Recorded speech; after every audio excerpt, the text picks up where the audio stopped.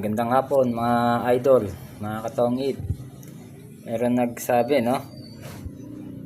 Ano raw ba yung magandang laruin? Puso iba o tongit? Para sa akin idol, ganito, no?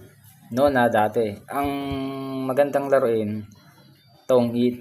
Kasi ang tongit, mga idol, marami kang ano dyan, way para manalo ka ng parehas, no? Pero kailangan meron kang dalawa, no? Yung unang-una, malakas loob mo.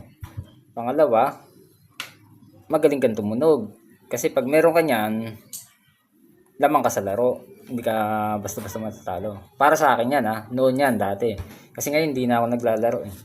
Kaya, yun ang magandang laruin. Pero dapat, yung nilalaro nyo sa ngayon, yung legal, ha. Hindi yung illegal. Pangit yun. Noon kasi ang daming minsan-san lang sa bahay o sino magaya sa'yo, okay na yun. Pero ngayon, hindi ko lang alam. Kaya mga idol, yun lang. Nagpapasalamat pala ako sa mga followers natin dyan, no?